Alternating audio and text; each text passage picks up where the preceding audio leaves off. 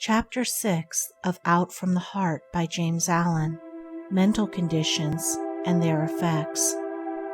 Without going into the details of the greater steps and lessons in the right life, a task outside the scope of this small work, a few hints concerning those mental conditions from which life in its totality springs seem in order. These hints will prove helpful to those who are ready and willing to penetrate further into the inner realm of heart and mind, where love, peace, and wisdom await the rapidly progressing student of life. All sin is ignorance. It is a condition of darkness and undevelopment. The wrong thinker and the wrong doer is in the same position in the school of life as the ignorant pupil is in the school of learning. He has yet to learn how to think and act correctly, that is, in accordance with law. The pupil in learning is not happy so long as he does his lessons wrongly. Likewise, unhappiness cannot be escaped while sin remains unconquered. Life is a series of lessons. Some are diligent in learning them, and they become pure, wise, and altogether happy. Others are negligent and do not apply themselves. They remain impure, foolish, and unhappy. Every form of unhappiness springs from a wrong condition of mind.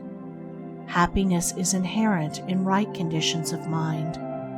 Happiness is mental harmony. Unhappiness is mental inharmony. While a man lives in wrong conditions of mind, he will live a wrong life and will suffer continually. Suffering is rooted in error. Bliss is inherent in enlightenment. There is salvation for man only in the destruction of his own ignorance, error, and self-delusion. Where there are wrong conditions of mind, there is bondage and unrest. Where there are right conditions of mind, there is freedom and peace. Here are some of the leading wrong mental conditions and their disastrous effects upon one's life. 1. Hatred, which leads to injury, violence, disaster, and suffering. 2. Lust, which leads to confusion of intellect, remorse, shame, and wretchedness. 3. Covetousness, which leads to fear, unrest, unhappiness, and loss. 4. Pride, which leads to disappointment, humiliation, and lack of self-knowledge. 5. Vanity, which leads to distress and mortification of spirit. 6. Condemnation, which leads to persecution and hatred from others. 7. Ill will, which leads to failures and troubles. 8. Self-indulgence, which leads to misery, loss of judgment, grossness, disease, and neglect. 9. Anger, which leads to the loss of power and influence. 10. Desire, or self-slavery, which leads to grief, folly, sorrow, uncertainty, and loneliness. The above wrong conditions of mind are merely negations. They are states of darkness and deprivation, and not of positive power. Evil is not a power. It is ignorance and misuse of good. The hater is he who has failed to do the lesson of love correctly, and he suffers in consequence. When he succeeds in doing it rightly, the hatred will have disappeared, and he will see and understand the darkness and impotence of hatred.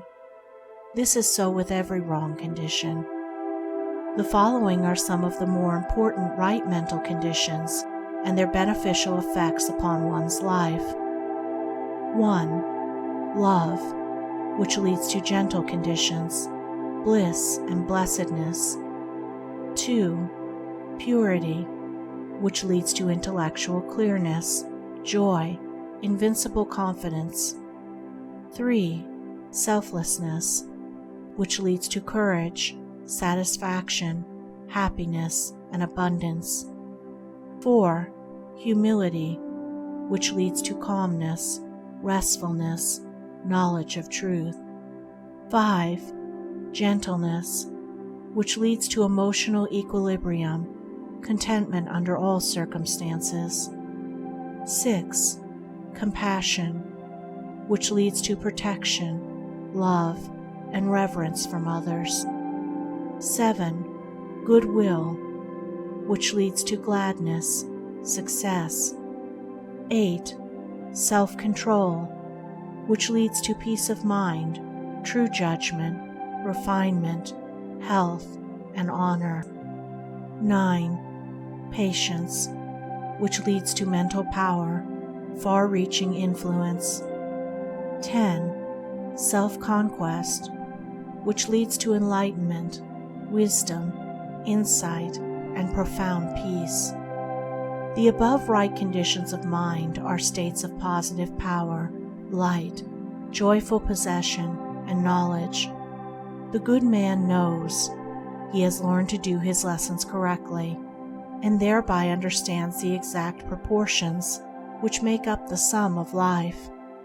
He is enlightened, and he knows good and evil. He is supremely happy, doing only which is divinely right. The man who is involved in the wrong conditions of mind does not know. He is ignorant of good and evil, of himself, of the inward causes which make his life. He is unhappy, and believes other people are entirely the cause of his unhappiness. He works blindly and lives in darkness, seeing no central purpose in existence, and no orderly and lawful sequence in the course of things.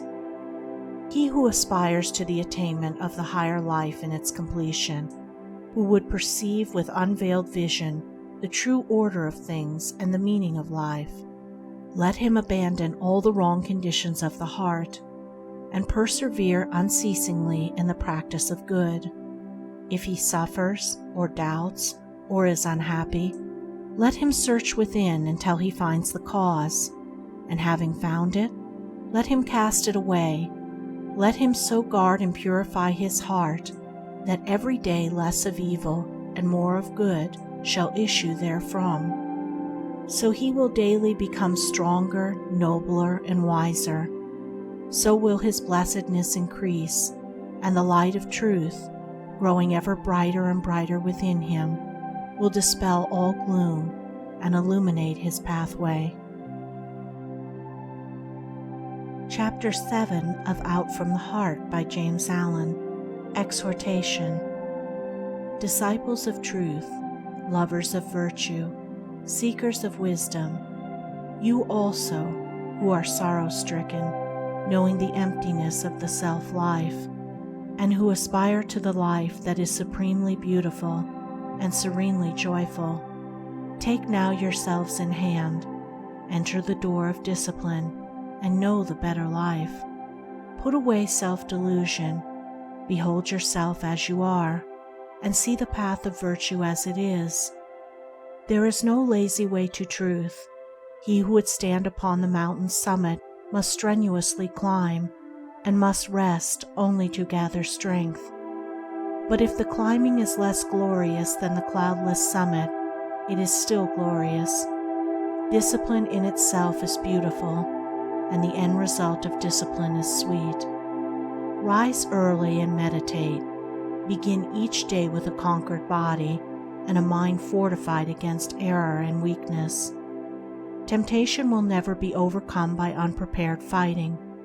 The mind must be armed and arrayed in the silent hour. It must be trained to perceive, to know, to understand.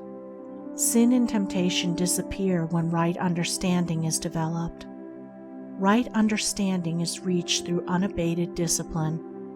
Truth cannot be reached but through discipline.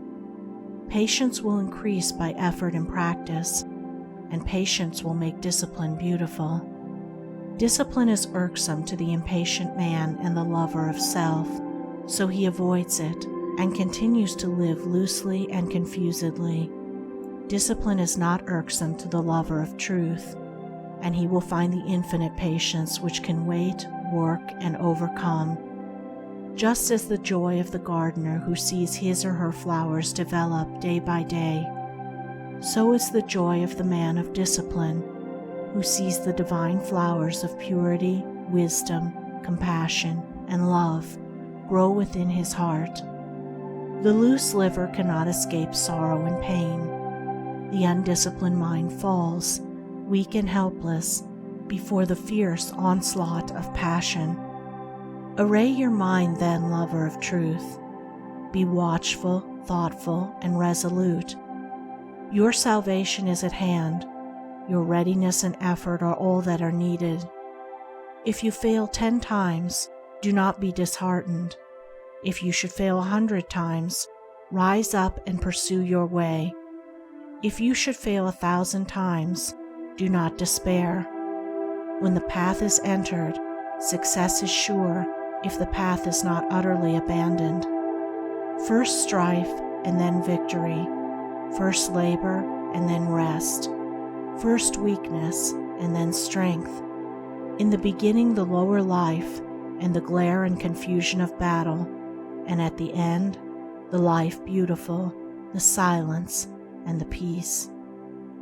All common things, each day's events, that with the hour begin and end.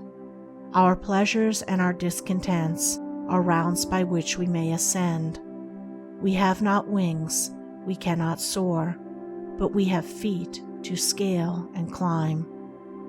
Longfellow. End of chapter 7.